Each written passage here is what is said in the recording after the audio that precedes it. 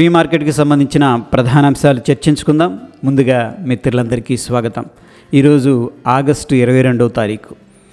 అయితే ఇక్కడ మనం ఇంతకుముందు హెచ్డిఎఫ్సి బ్యాంక్ గురించి మాట్లాడుకున్నాం. ఎనీహౌ ఒకసారి ఇక్కడ ఏడిఆర్ సెంటిమెంట్ ఎలా ఉందనేది చూసుకున్నట్టయితే హెచ్డిఎఫ్సి బ్యాంకు పాజిటివ్గా ఉంది చాలా. And of course ICICI bank, Wipro, Infosys అన్నీ కూడా ఏంటంటే పాజిటివ్గా క్లోజ్ అయినాయి. ఐటీ ప్యాక్లో కొంత రికవరీ అనేది కనిపిస్తుంది. ఇక్కడ ఇన్ఫోసిస్ కానీ విప్రో కానీ పాజిటివ్గా క్లోజ్ అయినాయి. ఎనీహౌ ఇక్కడ ఫ్రెండ్స్ హెచ్డిఎఫ్సి బ్యాంకు, హెచ్డిఎఫ్సి రెండు మెర్జ్ అయినాయి అనమాట. అయితే ఫండ్స్ అనేది ఎలకేట్ చేశారు కదా, మ్యూచువల్ ఫండ్స్ కానీ ఎఫ్ఈఐస్ అంటే ఫారిన్ పోర్ట్ఫోలియో ఇన్వెస్టర్స్, వీళ్ళందరూ కూడాను రెండిట్లో ఇన్వెస్ట్ చేశారు. As per the SEBI guidelines ఏంటంటే ఒక్క కంపెనీలో ఈ యొక్క మ్యూచువల్ ఫండ్స్ 20% దాకా మాత్రమే ఎలకేట్ అనేది చేయాలి. బట్ రెండు కంబైన్ చేసినప్పుడు ఏమవుతుందంటే దాంట్లో 20%, దీంట్లో 20%, రెండు క్లబ్ చేస్తే 40% అవుతుంది కదా. అందుకని 40% ఉంచకూడదు. వీళ్ళు ఏం చేస్తున్నారంటే సెల్లింగ్ చేస్తూ వస్తున్నారు. అందుకని మనకి హెచ్డిఎఫ్సి బ్యాంక్లో కొంత వీక్నెస్ లాగా కనిపిస్తుంది. అంటే మార్కెట్ అంతా బాగుంది, but HDFC bank down dip అయింది. బట్ ఓవరాల్గా దీని మీద లాంగ్ టర్మ్లో ఏంటంటే అందరూ కూడా పాజిటివ్గానే ఉన్నారు. ఎనీహౌ ఈ షార్ట్ టర్మ్ డైల్యూషన్ వల్ల, అంటే సెల్లింగ్ చేయాలి కదా, 40% నుంచి 20%కి తగ్గించుకోవాలి అందరూ కూడాను. దానివల్ల కొంత ప్రెషర్ అనేది హెచ్డిఎఫ్సి బ్యాంక్లో మనకి క్లియర్గా కనిపిస్తుంది. ఓకే, ఏడిఆర్స్ నుంచి అయితే మనకు అంత పాజిటివ్గా ఉంది. ఎస్పెషల్లీ ఐటీ ప్యాక్లో కొంత రికవరీ అనేది కనిపించింది ఫ్రెండ్స్. అదేవిధంగా మన ఇండియన్ ఇండిసెస్ ఎలా ఉన్నాయి అనేది ఒకసారి చూస్తే మనకి పిఎస్యు బ్యాంక్, మీడియాని మినహాయించి అన్నీ కూడా గ్రీన్లో క్లోజ్ అయినాయి. నిఫ్టీ ఐటీ కొద్దిగా నెగిటివ్లో క్లోజ్ అయింది. బట్ యూఎస్లో ఏం జరిగిందంటే టెక్ మార్కెట్స్ ఉన్నాయి కదా మనకి, ఈ ఫేస్బుక్ కానీ, ఈ మైక్రోసాఫ్ట్, ఇవన్నీ కూడా గూగుల్, ఇవన్నీ కూడా అంటే పాజిటివ్గా క్లోజ్ అయినాయి అనమాట. సో దాని ఇంపాక్ట్ అనేది మన ఇండియాలో ఈరోజు ఉండే అవకాశం ఉంది.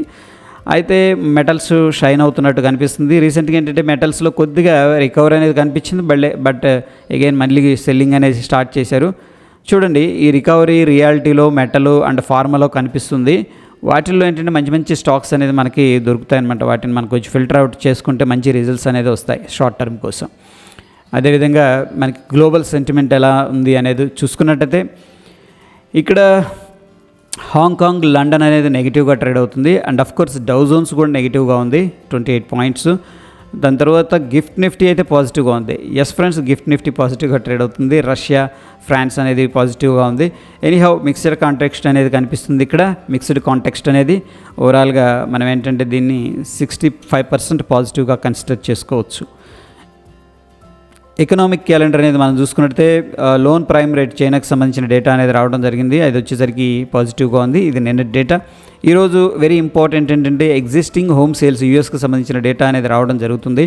బట్ ఫోర్కాస్ట్ చూడండి, ప్రీవియస్గా 4.16 మిలియన్ సేల్స్ జరిగితే వీళ్ళు తక్కువ ఎక్స్పెక్ట్ చేస్తున్నారు. ఇంత వచ్చినా పర్లేదు, లేదా ఇంతకంటే ఎక్కువ వస్తే కూడా దట్ ఈజ్ ఏంటంటే గుడ్ అనమాట. దాన్ని మనం పాజిటివ్గా కన్సిడర్ చేసుకుంటాం. సో ఒకవేళ హోమ్ సేల్స్ అనేది అక్కడగానే పాజిటివ్గా వచ్చిందంటే మన రియాలిటీ సెక్టర్ ఏదైతే ఉందో, ఈ యొక్క హోమ్స్ అవి ఉన్నాయి కదా మనకి, మన గోద్రేజ్ ప్రాపర్టీస్ కానీ చాలా స్టాక్స్ ఉన్నాయి, డిఎల్ఎఫ్, వీటిల్లో ఏంటంటే మొమెంటం వచ్చే అవకాశం ఉంది. సో అది వెరీ ఇంపార్టెంట్ డేటా. దీని గురించి లాస్ట్లో మాట్లాడదాం. అండ్ ఎఫ్ఐఎస్, డిఐఎస్ డేటా అనేది, డెరివేటివ్ డేటా అనేది చూసుకున్నట్టయితే నిన్న ఏంటంటే ఓన్లీ ఎఫ్ఐఎస్ అయితే బై చేశారు, మిగతా అందరు సెల్ చేశారు. ఈరోజు ప్రొపరేటరీ కూడా యాడ్ అయింది. ఒక్క క్లయింట్ అండ్ డిఐఎస్ మాత్రం సెల్లింగ్ అనేది చేశారు వయా ఫ్యూచర్ అండ్ ఆప్షన్స్. దీనికి అంత ఇంపార్టెన్స్ అనేది ఇవ్వాల్సిన అవసరం లేదు ఫ్రెండ్స్, ఓకేనా. జస్ట్ అబ్జర్వ్ చేయండి.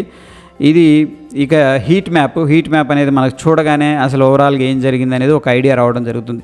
ఇది చూడగానే ఏంటంటే ఎక్కువ కంపెనీలు మనకి గ్రీన్లోనే క్లోజ్ అయినాయి అనమాట. సో ఈ యొక్క హీట్ మ్యాప్ మనం లైవ్లో కానీ అబ్జర్వ్ చేస్తే ఎక్కువ కంపెనీలు గ్రీన్లో ఉన్నాయి అనుకోండి, ఎక్కువ 60%, 70%. మనం ఏంటంటే లాంగ్ సైడ్ మాత్రం ప్లాన్ చేసుకుంటూ ఉండాలి. ఎందుకంటే కంపెనీస్ అన్నీ కూడా రికవర్ అవుతున్నాయి కాబట్టి ఎనీ మూమెంట్ ఏంటంటే మళ్ళీ ఉండి ఒక్కొక్క స్పైక్ అనేది ఇచ్చే అవకాశం ఉంటుంది. సెంటిమెంట్ అంటాం దీన్ని. ఓకే, ఇక్కడ అన్ని రెడ్లో ఉన్నాయి అనుకోండి, పొరపాటును కూడా మనం ఏంటంటే లాంగ్ అనేది ప్లాన్ చేసుకోకూడదు. లాంగ్ సైడ్, షార్ట్ సైడ్ అనేది ప్లాన్ చేసుకోవాలి.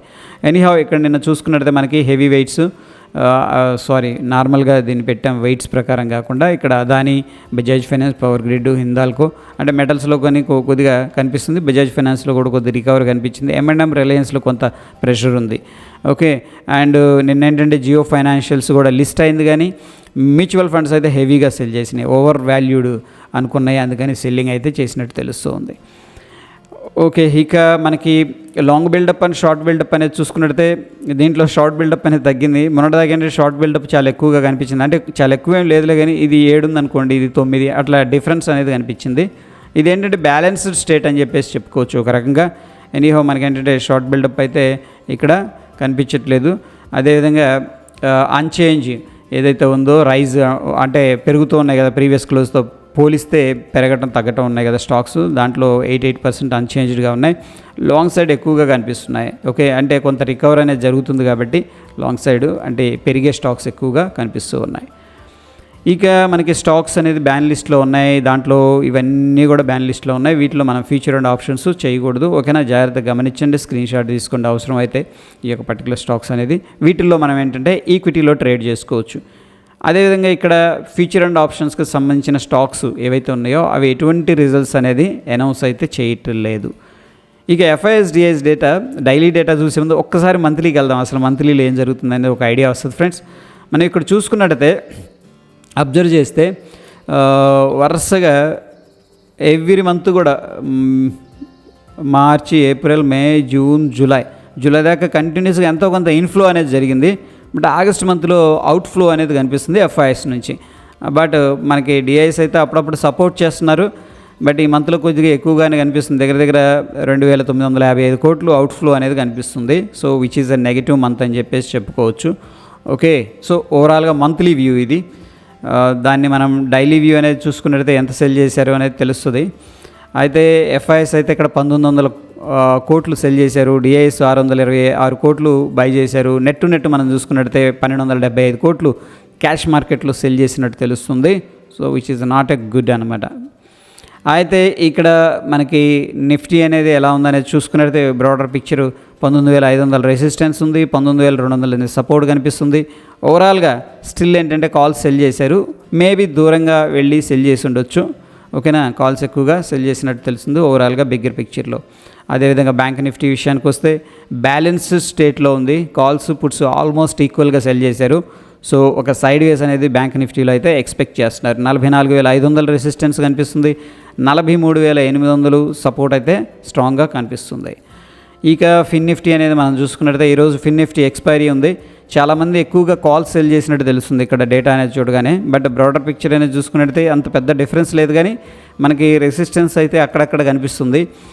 ఎనీహౌ 19,800 అనేది strong resistance level. So morning ఒకవేళ సెల్లర్స్ ఎవరైనా ఫిన్ నిఫ్టీలో చేయాలంటే ఒక 19,800 దగ్గర చిన్న ప్రీమియమ్స్ ఉంటాయి. ఓకే, సో వాటిని మనం సెల్ చేసుకొని విత్ ప్రాపర్ స్టాప్ లాస్ అనేది కూడా మెయింటైన్ అయితే చేసుకోవచ్చు ప్రస్తుతానికి. ఎందుకంటే చాలా దూరం ఉంది కదా, ఇంకా 250 పాయింట్స్ దాకా డిస్టెన్స్ ఉంది. అదేవిధంగా సపోర్ట్ విషయానికి వస్తే 19,400 దగ్గర కనిపిస్తుంది. ఓకే, దీంట్లో అయితే ఓవరాల్ పిక్చర్ అనేది మనం చూసుకున్నట్టయితే కాల్స్ ఎక్కువగా సెల్ చేశారు ఫిన్ నిఫ్టీలో.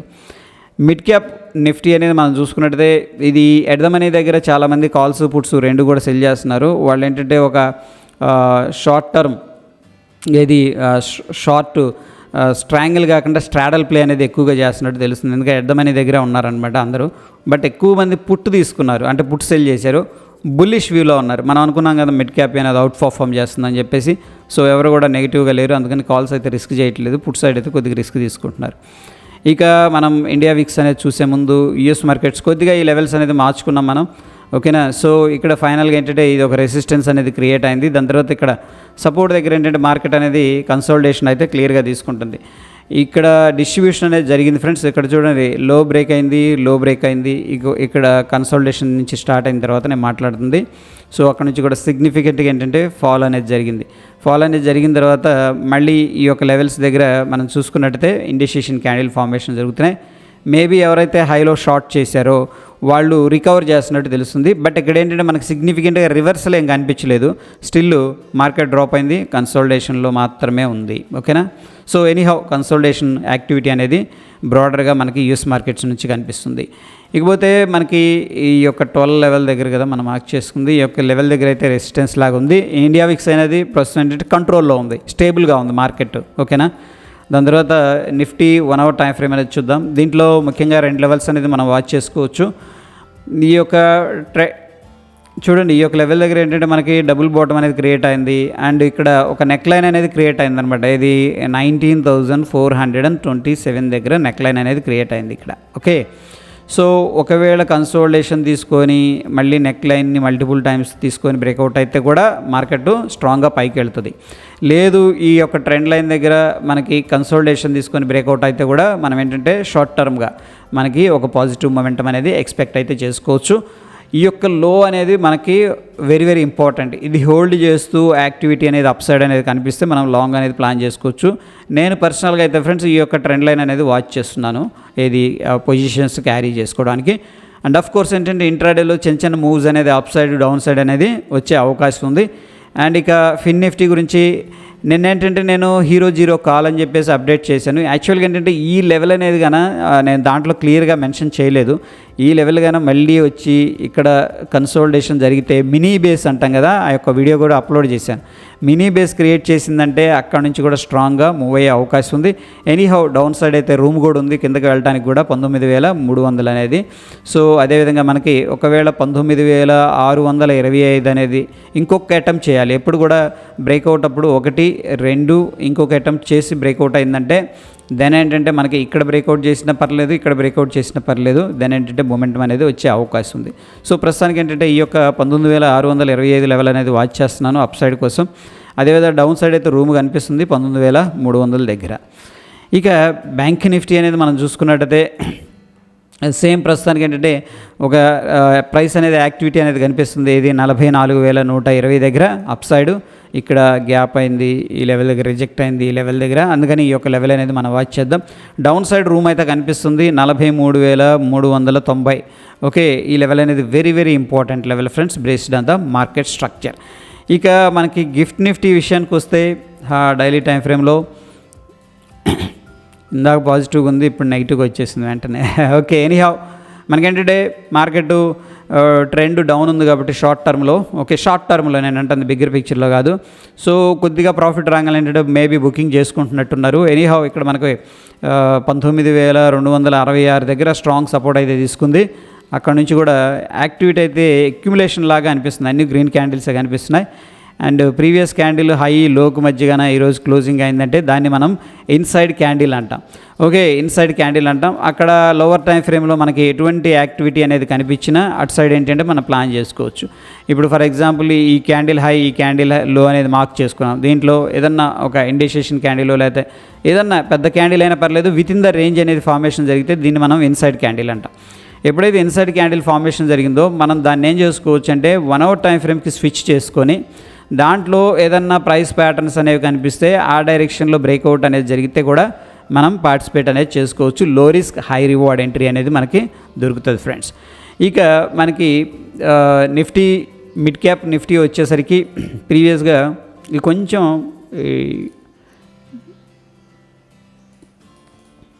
డయాగ్నల్గా ఉంది ట్రెండ్ లైను, బట్ కొంత ఇక్కడైతే ప్యాటర్న్ లాగా కనిపిస్తుంది. సో చూద్దాం, వాచ్ చేద్దాం. ఈ యొక్క పుల్ బ్యాక్ అనేది రిట్రేస్ తీసుకొని ఇక్కడ ఏదైనా మినీ బేస్ క్రియేట్ అయితే బ్రేక్అవుట్ అయితే కూడా వెళ్ళొచ్చు. Okay fine. ఇక హారిజెంటల్గా మనం మార్క్ చేసుకుంటే ప్రస్తుతానికి ఈ యొక్క పర్టికులర్ లెవెల్ అనేది స్టిల్ ఏంటంటే మనకు హోల్డ్ చేస్తుంది ఫ్రెండ్స్. ఈ యొక్క లెవెల్ అనేది ఇది 8,650 మనకున్న రెసిస్టెన్స్ లెవెల్, 8,500 అనేది మనకున్న సపోర్ట్ లెవెల్. బట్ ఇక్కడ మనకి ఏంటంటే ఒక కన్సోలిడేషన్ ప్యాటర్న్ అనేది కనిపిస్తుంది, ఓకేనా మనకి. And kind of ascending triangle లాగా కనిపిస్తుంది. ఇక్కడ ఏదైనా యాక్టివిటీ తీసుకుంటే మనకి బ్రేక్అవుట్ ఏదైనా లోవర్ టైం ఫ్రేమ్స్లో కనిపిస్తే డెఫినెట్గా మనం 1 hourలో ఉన్నాం చాలు, 1 hour కంటే తక్కువ అవసరం లేదు. ఏదైనా మంచి బ్రేక్అవుట్ అనేది కనిపిస్తే మంచి సాలిడ్ క్యాండిల్ అనేది ఇంకా అప్ సైడ్ అనేది ర్యాలీ అనేది కంటిన్యూ అయ్యే అవకాశం ఉంది. ఇక్కడైతే నాకు ఒక ప్యాటర్న్ అనేది కనిపిస్తుంది. సో ఆ ప్యాటర్న్ కూడా మనం దృష్టిలో పెట్టుకుందాం.